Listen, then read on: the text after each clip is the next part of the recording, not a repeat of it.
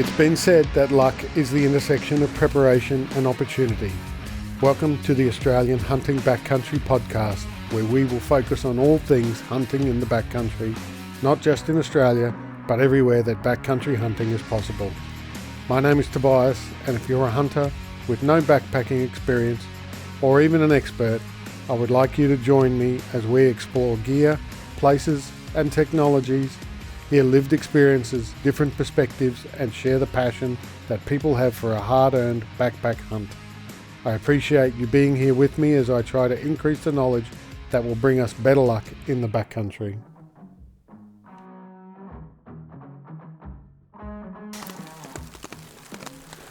Well, we are here in the Alpine high country, Victoria, recording this podcast, and you can hear the pitter-patter of rain in the background. We're currently sheltering under a tarp because we got clagged out today. Fog rolled in pretty early and wouldn't let go, so we ended up retreating back to camp and decided we record this podcast. So my colleague, my brother-in-arms on this trip is Jason. Jason, do you want to go ahead and introduce yourself? Hey, thanks, Tobias. Yes, Jason, also, I suppose, commonly known as Liquid Antler. For those, I've based in Brizzy and met Tobias probably about a year ago, and we've finally managed to get around and make a trip happen and get down here, and at the moment chasing Sambar stags around the Alpine National Park, which is pretty cool. Unfortunately, like Tobias was saying, the old weather's not playing the game at the moment, and the rain's coming down. But yeah, it's still been a good trip so far. Yeah, it's has been a good trip. It's certainly gotten us back into the swing of it. It's been, I think I worked out the other day, it's been about 5 years since I've done a trip to the Vic highfields. So a lot of stuff I had to relearn, reteach myself, and I was definitely after the first day I've had to relearn those lessons the hard way with an embarrassingly heavy pack weight. Yeah, but saying that, kudos to you, Tobias, that here we are in the middle of the Alpine National Park and you've carried all your podcast gear on top of all your hunting gear, so I can see now why your pack was so heavy. It's a pretty embarrassing figure, so we won't divulge it, but yeah. So I guess if we go right back, the idea, the concept of this podcast sort of started. There was three of us. There was you, myself, and Blake from the Venture Folk, and we went to an event in Toowoomba with the Australian Huntsman. We organised a hunters dinner, and we all went together, and then as a result of that, we kind of conceived this idea about the podcast, and you were obviously busy with your YouTube channel, and Blake's got the Venture Folk thing going on too, so I kind of took the reins and ran with it. But more recently, this weekend started for us at Warragul in the Deer Expo, which was an awesome event, so kudos to the organisers of that and everybody that was there. Jason ended up flying down, I drove down, and we met up and went to the expo on the Saturday and did as much as we could, and I was able to meet quite a few people, introduce myself, introduce the podcast to them, try and organise a few guests, and try and also learn as much as we could from some of the presenters there. Probably three of the standout presenters I think that we saw, and mainly because we were it was obviously very relevant to what we were about to do, was Paul Bogue and Rob Fickling and Zeb. They were pretty entertaining as well as educational as well.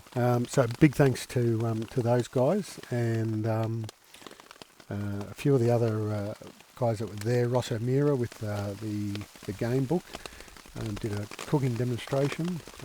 That looked great, and I'm looking forward to catching up with Ross again later on. I can't remember his name now, but it was doing the game preserving, the game meat preserving, the salamis and that sort of thing. So great time. Saw a few familiar faces from Instagram, so got to shake some hands. Anyone in particular stood out for you, Jason? Well, it was just great to see the hunting community come together in such a well-organised event. It was great. All the people and all the companies that were involved in it. Big one for me was finally meeting up with the Dog and Gun coffee crew. I've been involved with them for a little bit here and there, and it was actually great to actually meet them and say hi and introduce myself. But yeah, the big one was for me was just more that the hunting community coming together and just a well-run event. So yeah, well done. Yeah, was. I know it suffered under the dirty C word for a couple of years, so it was great that they were finally able to get it together and put the show on that they did. So from there on Sunday, Jason and I stayed overnight in Warragul, got up and then drove into the Victorian high country. Stopped at Nicola was the last sort of stop, fueled up, a sausage roll, bit of fuel for the hike in, and then we hit the trail. And I suppose for those that are listening, we've actually come all the way down from Queensland, so it's a fair old trip to plan and sort out. So it was back at that Toowoomba trip, we kind of laid the foundations for what we were wanting to do, but a fair bit of logistics has gone in the background to get all our gear down here to Victoria. And yeah, it was great to actually finally get it to that the start of the trail there, and the packs were loaded and it was go time. So yeah, a lot of work in the background to make it happen. And yeah, cheers for Tobias for driving all the way down from Brizzy. Yeah, and I suppose we'll give a quick shout out to Blake too. He was supposed to come on the trip, but due to work and family commitments, he couldn't make it in the end, so he had to pull out, and that's life. Obviously, family takes priority, and but anyway, Blake, we're certainly thinking of you while we're sitting here in the rain and the cold. And no, it's been good. Yeah, I think the trip in the highlight on the walk in for me was that first hut that we came to. Yeah. And I'm going to mispronounce it. I'm fairly certain of that, but is it Gartner? Yeah, I personally don't know the correct pronunciation either, but I think that's a pretty good crack. Yeah. Really impressive. The logistics of building something like that out here are just mind-blowing. So obviously some very committed people did some work in this area. And how did you find that first hike in there once we got going and started to throw down a few Ks? Yeah, the first hour was okay. I was certainly questioning some of the choices I'd made with gear on the second and third hour, but it was all right. We got in here. Fortunately, we had the tractor walk in on for pretty much all the way, except for just the short stint down to the campsite. But that certainly made things a lot easier. If we hadn't had that, then yeah, I don't know how I would have gone. Might have dumped a bit of gear out and left it back there to pick up on the way back. And you were running a new pack for this trip? Yeah, so a little while ago I bought I lashed out and bought a Stone Glacier. I got the guide, which I think is 7,400, something like that. It's a pretty big pack. It's the biggest one they do. Yeah. The purpose of getting such a big pack, though, or the thought process behind it, was that I was going to be carrying in the podcast gear. So I've got this waterproof hard shell case that everything came in with. So there's a couple of kilos there, plus the bulk of carrying the case. So that was the reasoning behind the big pack, and I was keen to try Stone Glacier. I've been running a couple of Kuyu packs in the previous years, and nothing wrong with them. I like them. I just wanted to reach out and try something different. So that was the choice there.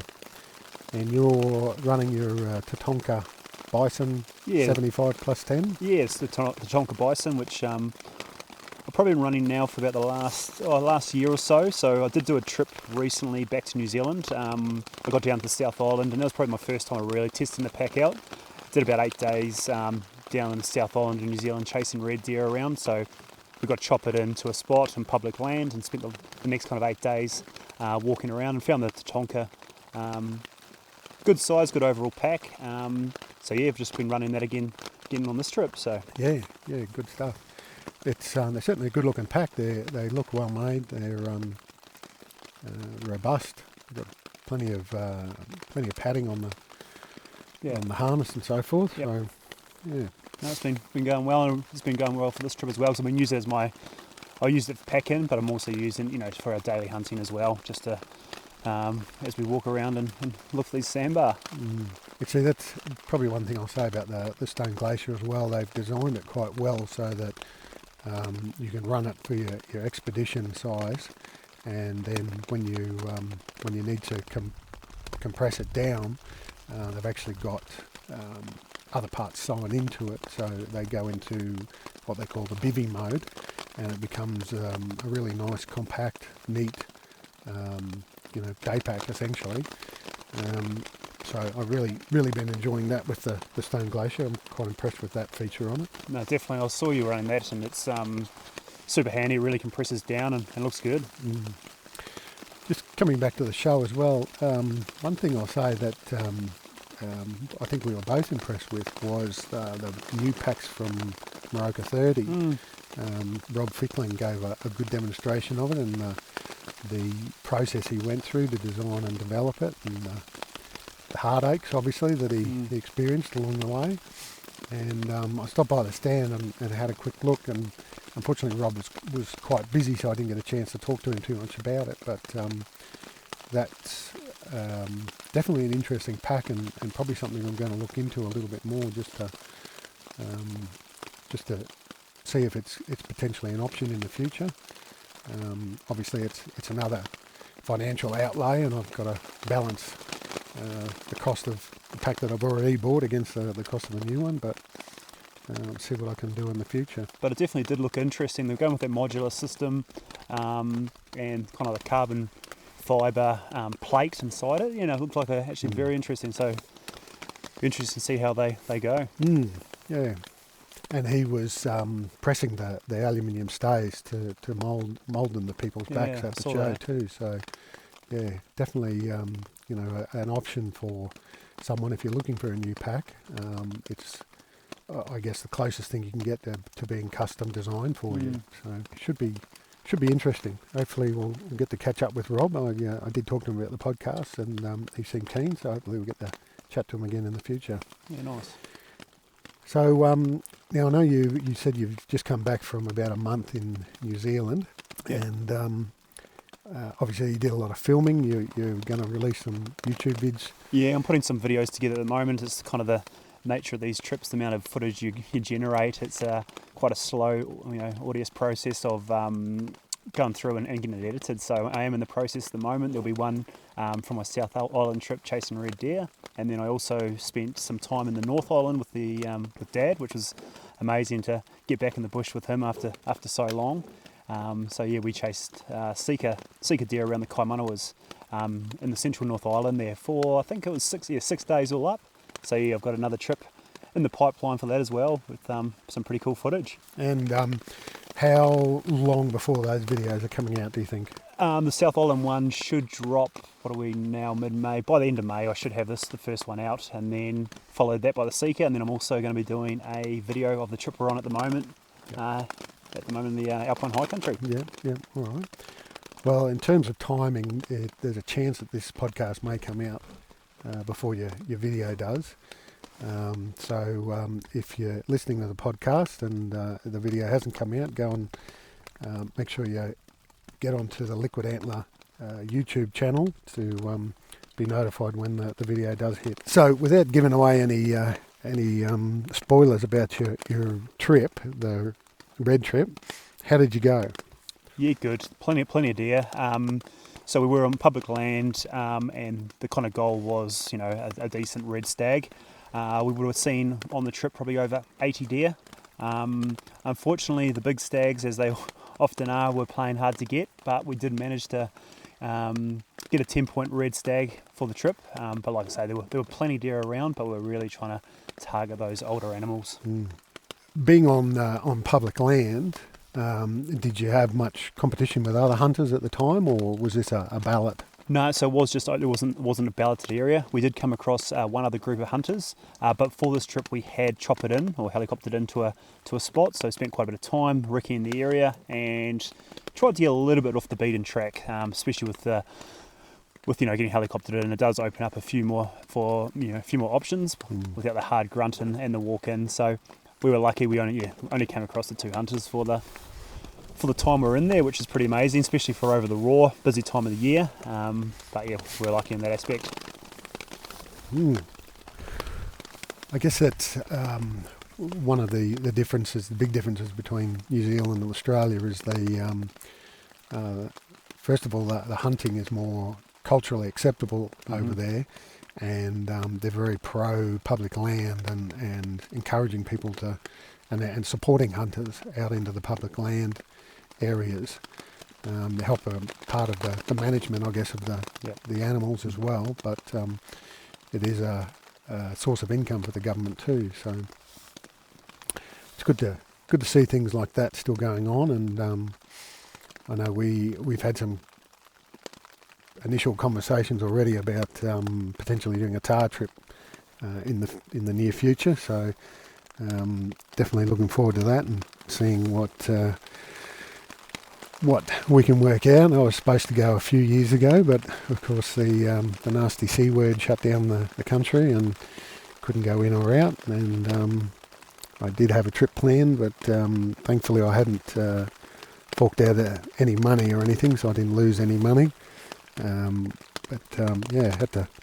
Had to put it on hold for a few years. So, but no, I think we can definitely make that happen. And in New Zealand, like you're saying, there is a lot of options for your public land. There's a huge amount of land right throughout the country that is readily accessible to any kind of hunter. But if you're keen to, throw the backpack on and load up the gear and throw down some Ks, there's pretty spectacular country, and the chance of some cracker stags or large bull tar or chamois or whatever your kind of quarry is. So the options over there are endless. It's pretty much just getting those maps out and start planning what area you want to target and then just going for it. So it's a hunting paradise.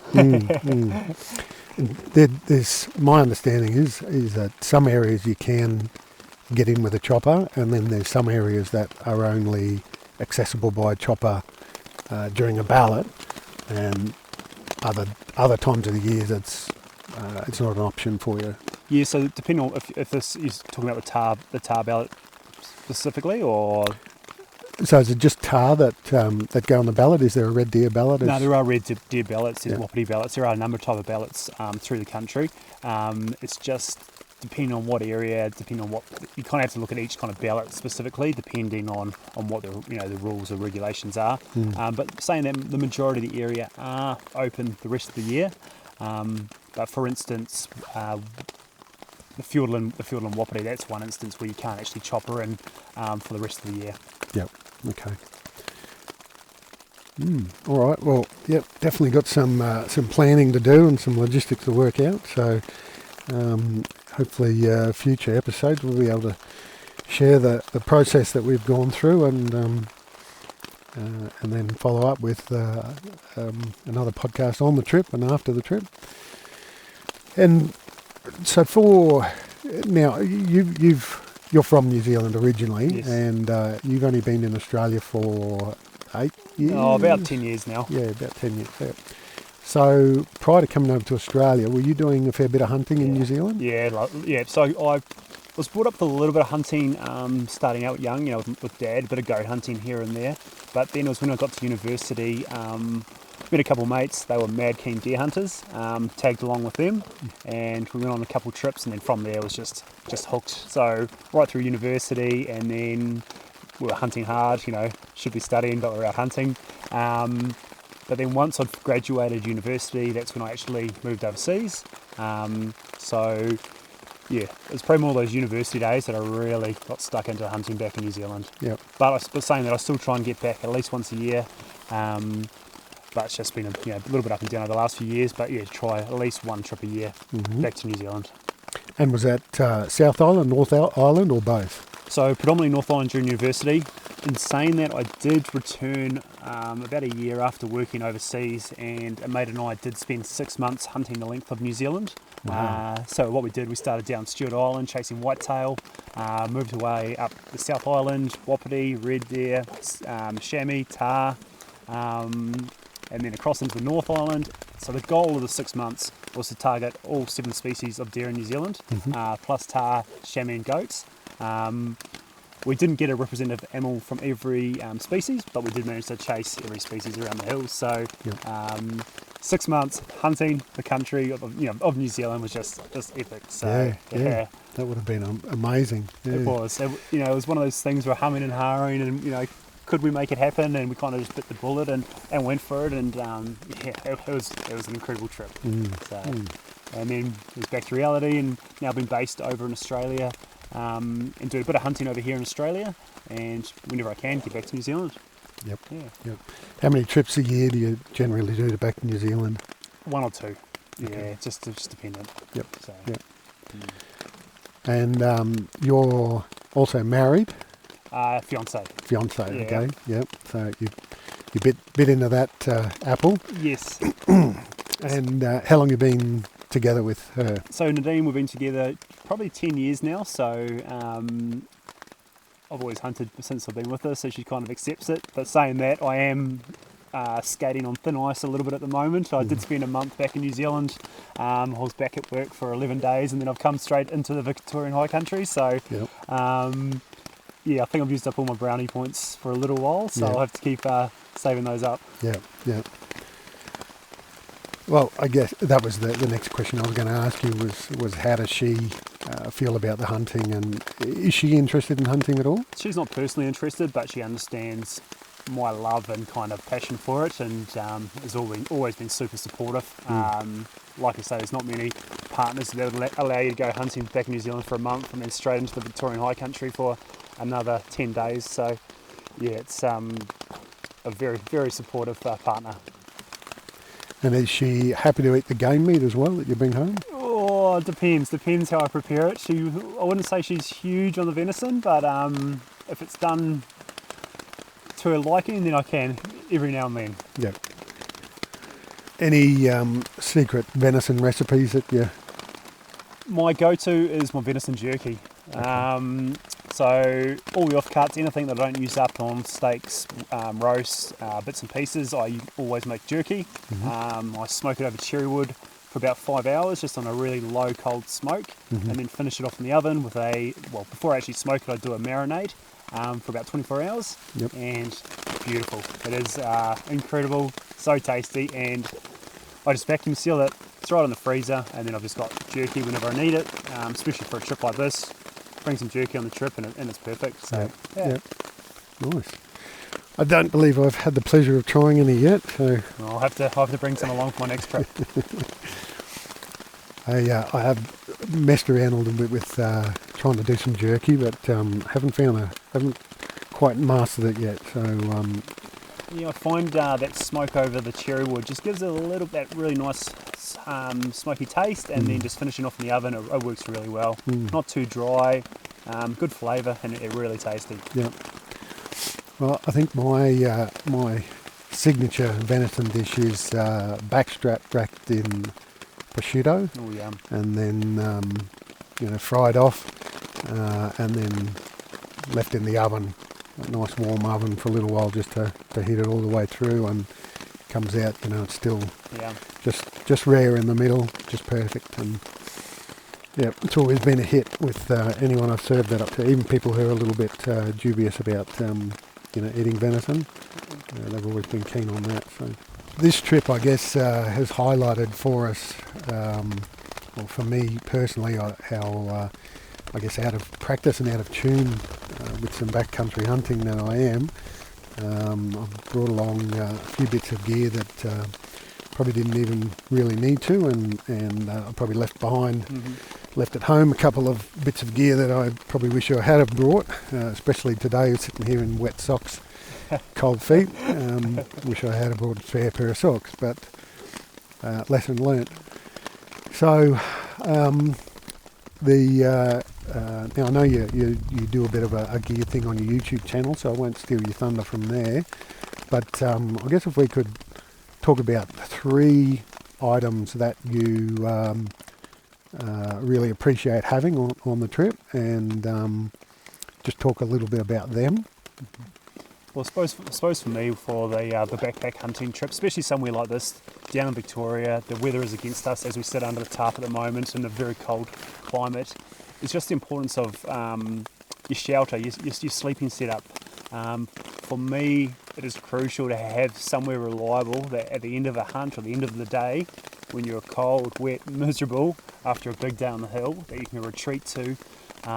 You know you're going to be dry, you know you're going to be able to get warm, and you can wait out bad weather if you need to. So for this trip, I'm just running a MacPack Nautilus tent. I always personally run a tent setup. I've tried other options over the years, such as bivy bags, flies, but for me, I'm happy to carry the little bit extra weight, I suppose, and a little bit more bulk, just to have for that secure location to tuck away at the end of the day. So the MacPack for me has been a great little tent. It's not super lightweight or anything like that, but it's pretty robust and nice and waterproof. So that's what I'll be running on this trip. But then in addition to not just the tent, is also having a good sleeping bag. It's amazing when you get back how cold you can be, and having a good sleeping bag you can crawl into and warm up makes a huge difference. I'm still running a sleeping bag I think I bought about 15 years ago. It's a MacPack Sanctuary 700 XP. It's a fully down sleeping bag. It was pricey at the time, but like I say, I've had it for over 15 years, and it's still amazing. I can crawl into that and warm myself up. So the tent, the sleeping bag, and then finally just a good sleeping mat. Up till just the South Island trip, I've just been running an old Thermarest style sleeping mat, but I've just recently upgraded, I suppose, to an Alton Goods. I think it's got an insulation value of R. I think it's their higher end one. And what a game changer to have a decent mattress to sleep in has been huge for me for these last couple of trips. Just having a really good night's sleep in a warm tent, a warm sleeping bag is amazing for me. Yeah, we were on the drive up. We talked about Alton because I've actually got a titanium grill that they do, and bought that years ago, and actually used it on one trip where we got a bit of meat and cooked some butterflied tenderloin steaks on it. So came into its own there. Very impressed with it, and very little weight penalty, being titanium. So and they're based out of Brisbane. They are a Brisbane company. You said you went and visited the showroom. I popped in and said hi. So I can't remember the actual owner's name, but not really nice guy. Lives and breathes the outdoors and making top quality camping gear, hiking gear. So definitely recommend checking them out if you haven't already. That's Alton, ALTON Goods. Definitely worth a look. Website's full of great gear for the backcountry, so potentially like to reach out and have a chat to those boys too for the podcast. Definitely be good. From what you're saying, they're very, very dedicated, and you said they're very focused on the specs of the material they're using and how they're building things. Definitely, they want to. Well, talking to them, they're very committed about producing high quality gear. They're really trying to compete against the top companies in producing different outdoor gear. So very spec focused, which is cool. That's what you want. But then also at a reasonable price. If you check out their prices and what you get, it's good bang for your buck. It was just about snowing, I reckon, above. Look at that, they're coming off the fly. We've got a bit of snow off the fly, so it's getting cold. Yeah, temperature has dropped quite significantly recent, just doing this. So. I think for my top 3, I think I'm going to say my sleeping bag and bed mattress are going to be the top 1. I got the Thermarest Neo Air X Therm, which is one of the highest rated R value sleeping mats out there. It's really light, it compacts down really small, it's easy to blow up, comes with a pump sack, so you're not breathing into it, so that helps to improve the longevity of it, so you're not breathing moist air into it.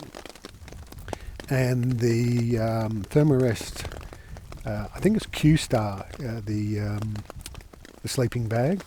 It's -6, I think. Don't quote me on those figures, but what I really like about it is it's got some straps on the back that fold underneath your sleeping mat and lock the sleeping bag onto the mat. I'm a back sleeper, but quite often when I'm sleeping on the ground like we are, I find I tend to slide off the mat or end up on the hard ground instead, and of course that's where the cold gets you. So having that sleeping bag locked onto the mattress has really made a big difference to my sleep quality. So there's not a lot of sleeping bags out there from the research I did that actually do that. There are a few, but I was able to get hold of the Thermarest one, so I ran that. What I've actually been finding with the Alton Goods one is they also come, I purchased the fitted sheet, and it kind of works on a similar method. Instead of the original material, it is quite slippery, especially against your sleeping bag. So with the fitted sheet, it's got a spot to throw their inflatable pillow, which I'm also running. But just the texture of the fitted sheet against the sleeping bag really kind of locks you in place, which has been good. Yep. Yeah. Yep. So that you don't run a separate pillow, that has a integrated pillow. It is a separate inflatable pillow that you just tuck into like a little slot in the fitted sheet, okay. which holds it in place and doesn't slip around as well. Got a pocket in the sheet. Yeah. Right. The second thing I think is I got some fingerless rag wool gloves. They've got rubber speckling on the palms, and they were just cheapies off Amazon, I think. I can't remember, something maybe about $10 or $15 for the pair, and I've been really impressed with them in terms of still having dexterity with my fingertips being exposed, and they do get a bit cold, granted, but the rest of my hand is certainly warm enough, and especially today being wet, the wool's held up really well. So they were a surprise package. I heard about them on I'm going to say probably the Go Hunt podcast. They might have recommended them, and searched them out, and I'm liking them. And probably the third thing for me is I've got some. I used to run a jet boil, and I decided I wanted to change it up a bit. So I wanted to use a different cooker and some pots that I could actually use in a fire. So if you were running low on gas or you wanted to conserve your gas, you could just light a little fire. Obviously, where permitted. Some national parks in Australia, you're not permitted to have fires, so check those regulations before you decide to do this. But so I went out and got some Toke's titanium pots and a Soto Windmaster cooker, and I've been really happy with that setup. It's certainly no heavier than a jet boil. Everything's self-contained. I've used two pots, a larger one and then a smaller. I think it's a 750 ml, and the larger one is about 900 ml, something like that. They all fit neatly inside each other. It's a nice little package, and it comes with a sort of mesh bag that it all folds up into. So all in all, I'm pretty impressed with that, and certainly gives you the flexibility when you do run out of gas unexpectedly, that you can just stick it up next to a fire and still have a hot cup of chocolate. Yeah, definitely. Just expanding on that, we had a bit of a run-in just on the recent South Island trip where we were running a MSR Whisper Light, I think it is, or is it kind of like the MSR equivalent of the jet boil? And unfortunately, the brass grommet that attaches to the gas cylinder On the previous trip, it must have come loose, and we've actually thrown that out with the old gas cylinder. So we got up on the hill, and unfortunately we had no hot water for any hot drinks or any of our dehydrated meals for the next few days. So morale was definitely low. So it's amazing how much you rely on that hot water when you're out in the backcountry. So it was.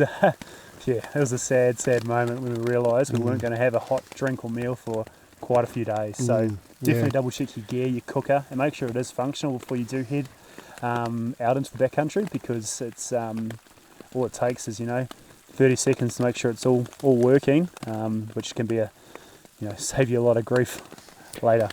Well, I mean, look at today. This cold, miserable, wet day today, and we had a cup of hot chocolate up on the hill, and that was an immediate morale boost for big us. Time. And I'll give a shout out here to Dog and Gun. The Hog Chocky hot chocolate is exceptional. It's bloody good. It is. It's bloody good. In fact, on the first day at the show at the Deer Expo, they sold out of it. We went there to go and stock up, grab another one, and I think you grabbed the last one. Yeah, I managed to swindle the last one out off the stall, but it was selling like hotcakes, so it was gone. Yeah. And that was before the first day was over. So well done, guys. And then when we got back to camp, cold and wet again, and into a cup of hot soup, and again just warmed you up straight away. Helped. Heat yourself up. It's a game changer, isn't it? Just a little bit of hot soup or hot drink, and life's good again. So can we talk about one bit of gear that you're perhaps disappointed in or didn't live up to your expectations that you might have brought along with you? Well, I didn't actually bring it along on this trip, but something I suppose I want to kind of chat about what I've seen from your gear or what I have used previously, which I think would be an excellent upgrade to my gear, is on the South Island trip I did run a walking stick, or a hiking pole I guess you'd call it. I bought a relatively cheap one from Kathmandu just to give it a go. I'd seen it on a lot of videos and a lot of guys running them, and I'd always kind of, I don't think that's going to be for me. But actually, after using it for the first day down the south, I was loving it. It was going well. It was just loved it actually. I was just running a single one. However, on day 2, I was in a bit of monkey scrub. Kind of went arse over, 30 kg pack on top of me, and I actually managed to break the walking pole. So it wasn't really any fault of the actual manufacturer. It was more just the situation or the location I ended up falling. But I noticed on your trip, Tobias, that you're running I think it's called a mountain stick. Mountain stick, yep. Mate, what a cool piece of kit. Yeah, from Mountain Gear NZ. Yeah. Matt over in New Zealand makes them all himself, gets everything done. I believe he gets them all done over in every component done in New Zealand. Yeah. Really nice guy. That one that I'm running is the first series that he did. He released a second, an upgraded, not an upgraded, but he made like a Mark II kind of thing. Yeah, Mark II. He made some changes to it. I've been really happy with that, and it's super versatile. Like today, when we were sitting on that clearing, and we weren't sitting there. We were walking along, and the fog broke very quickly. And so we were able to jump down, and I threw my bino straight on top of the mountain stick, and was able to use that to steady the binos to try and glass the other side.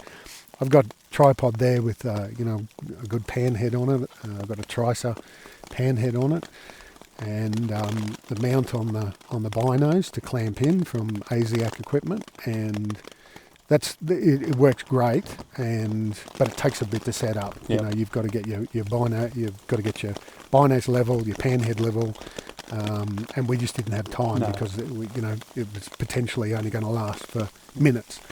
So that was a great use of that And for those listening, the mountain stick's kind of like a bit of a cross between an ice axe and a walking pole almost. It's got a carbon fibre kind of pole which is adjustable. Yep. With a kind of more of an ice axe at the top, which you can use as your handle as you walk around. So it was that's one of the things I'll definitely be checking out once we get out of here. Yeah. And hopefully we're going to get Matt on as a guest on the podcast too. And have a chat about, he does do some other things. He's got some bipods as well. Nice. And I think he may have some other things up his sleeve too. Yeah. So, yeah. But no, that's definitely something I'd recommend, using it as a walking pole and ice axe and a self-arrestor as well. So haven't had a lot of use for the self-arrestor over here, but certainly in New Zealand when you're traversing a ice slope. And it's so light as well. So if you're not using it as a bit of a walking pole, you just strap it on your pack, and you never know. Like if I was on our South Island trip, if we had got a good decent dump of snow, the terrain changes pretty drastically. So just having that extra little that tool there if you do need it could be very worthwhile. Well, I'm running the Hilleberg Acto one-man tent, and I'm going to say that I'm a little disappointed in it. One of the issues that I had last night, with the wind picked up to, it was about 45 40 or k's 50 an hour. k's, yeah. And we're in amongst some trees, so we sort of nestled in here to try and get a bit of shelter from the wind. And because of the height of the ends of the tent, my face is actually quite close to the roof. By the time you add the depth of the air mattress and then the depth of the pillow, there's only a couple of inches, if that, to my face. So last night I was getting whacked in the face by the roof of the tent from the wind. So little bit disappointed in that, but the tent held up great. There was no issues. I did get up at 3 o'clock and sort of mucked around with the guy lines and tried to adjust them a bit to see if that made a difference. But other than that, the tent's been great. So it's the last thing you want to be doing, though, isn't it? Getting out of the tent at, early in the morning to. I didn't appreciate the 3 a.m. wake up. But the other thing, actually, one of the other things I actually forgot on the trip, which is it's just annoying, is my gaiters for my boots. Probably the first trip I've done without a pair of gaiters in a long, long time, and it's amazing how reliant you are, or you become on them, just to keep the water out, keep the debris out, and I've actually really battled with that, just not having the gaiters. I usually run Morocco 30 snake-proof ones when I'm here hunting in Australia, and just the Huntec 3/4 ones. I'm not sure of the name of those when I'm back in New Zealand, but no gaiters this trip, and I won't forget them again. Yeah, it's nothing like forgetting something to teach you a lesson about making sure you don't forget them next time. Yeah.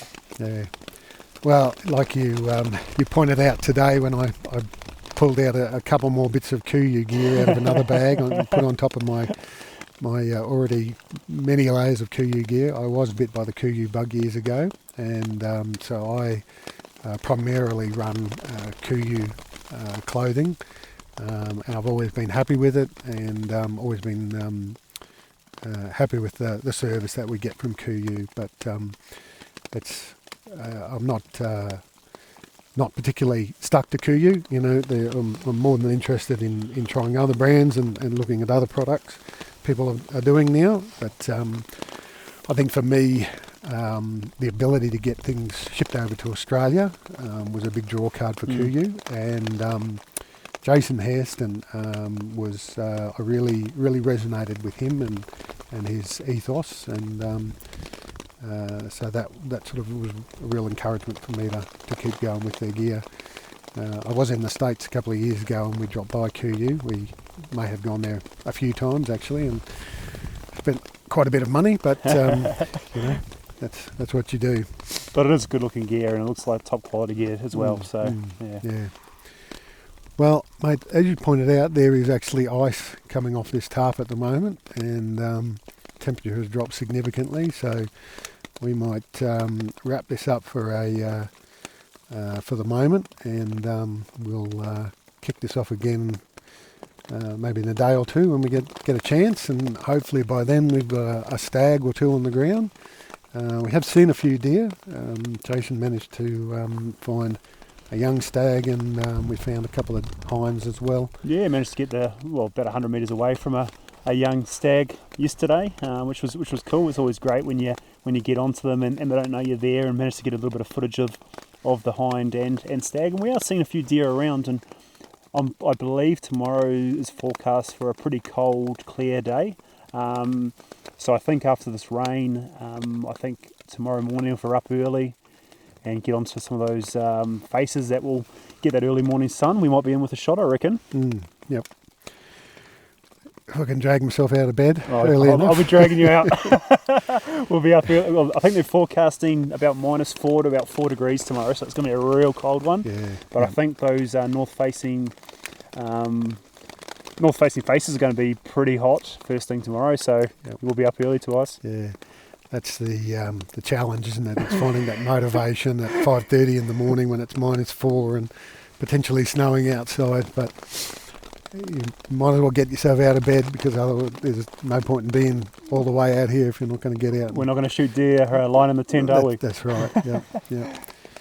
All right, mate. Yeah. Thanks again. Appreciate your input today, and we will pick this up again, hopefully, with a couple of days. With some success. Yeah. All right.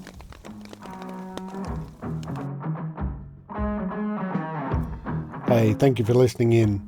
If you'd like to contact me for a chat, pass on any feedback, or have some ideas for future podcasts, please reach out to me on Instagram at Australian_hunting_backcountry, or email australian.hunting.backcountry@outlook.com.au. For now though, please look after yourselves and your mates.